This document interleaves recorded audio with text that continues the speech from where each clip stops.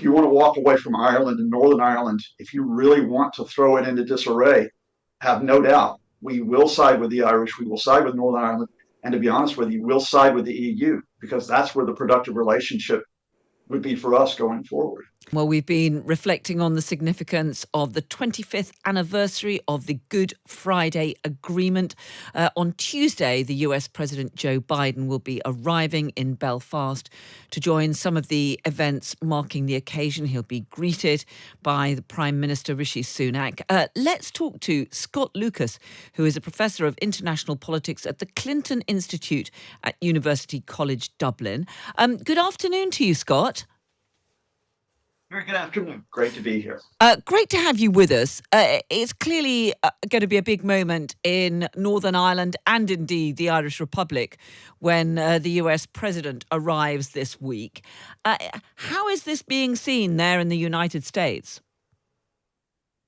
Well, I think in the United States, amongst those who follow issues in Ireland and in the UK closely, it's seen as a moment, as it is, as you mentioned, in the Republic and in Northern Ireland, of saying this is what can be done.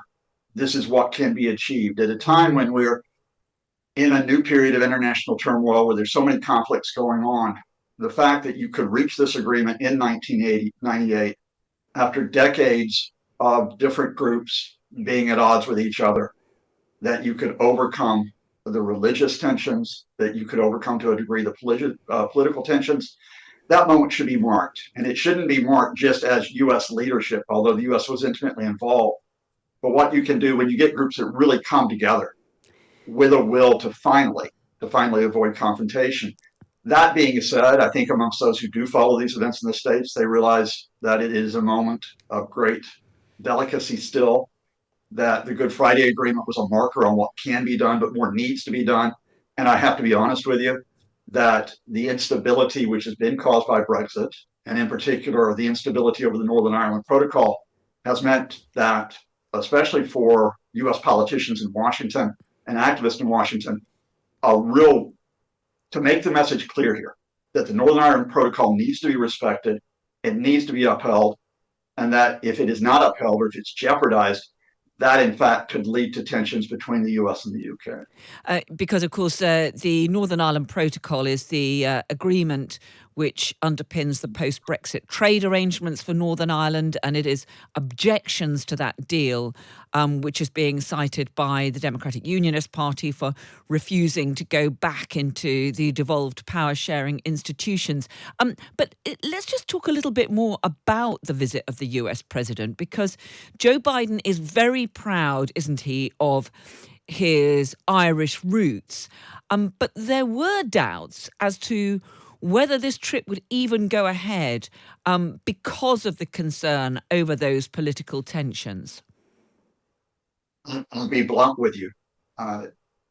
The Americans let it be known to the UK government that unless there was support through the Northern Ireland Protocol, a support which finally came through the Windsor Agreement, that Biden would not be coming over here, that it would not make sense to celebrate the Good Friday Agreement, even though Ireland and Northern Ireland really wanted this visit, but that Biden couldn't be seen coming over here if it looked like the Northern Ireland Protocol was in jeopardy. So when the Windsor Agreement was announced, that was the moment at which the Americans said, yes, this visit can go ahead. That was pretty much known, if you want to be honest with you. It was known for weeks and even months in Ireland that was the case. And so it just simply was a question of if the Sunak government would stand up, to be honest with you, to some of the hard Brexiteers in the DUP and not let the Northern Ireland Protocol be thrown under the bus.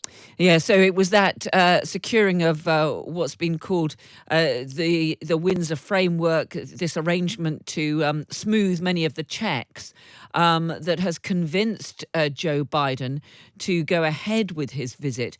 Do you think that he will use this visit to try to do anything to resolve this ongoing impasse, because we still have no devolved assembly, no devolved executive, and despite those changes to the protocol, to the trade arrangements, still the DUP is refusing to allow those institutions back up and running? I think there are 2 points that are important here. I think the specific point is that, it's not for Joe Biden, and he knows this. It's not for Joe Biden or for anyone in the U.S. government to come in and say to the DUP, this is what you're going to do. It's not for them to say to the UK government or the Irish government, this is what you're going to do. The parties involved have to make this work. But I think the second broader point is this. We are past the moment when UK politicians, if they believe in it, could actually say, well, in the last resort, we have a special relationship here. Or what's been framed in the last few years is this mythical idea of the US UK trade deal.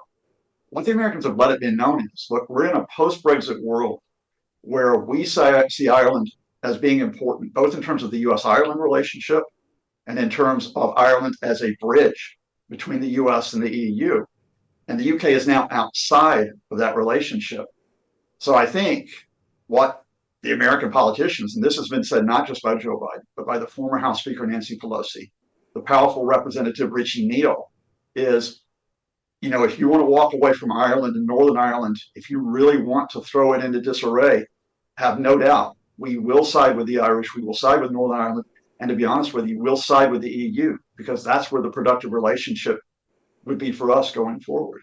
And do you think we're going to see those bonds between America and the Irish Republic really reinforced through this visit? Because, of course, Joe Biden is actually going to be addressing the Irish Parliament, isn't he? A big part of the visit.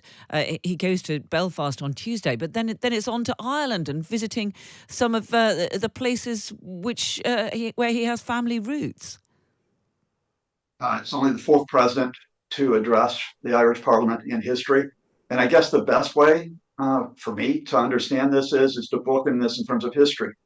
It is 60 years ago that John Kennedy made the trip by an American president, one of the first trips by an American president to Ireland, an Ireland which was a young country, an Ireland which had been neutral in World War II.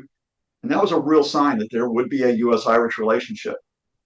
Here we are 60 years later. Joe Biden, who has a great sense of history, who, of course, is a great admirer of Kennedy, now sees himself as carrying out that legacy, which is that the US-Irish relationship has developed, has great potential, and that in many ways there's a much more solid footing, I have to be honest with you, in terms of the US-Irish relationship, in terms of politics and economics, than there is right now for the US and UK.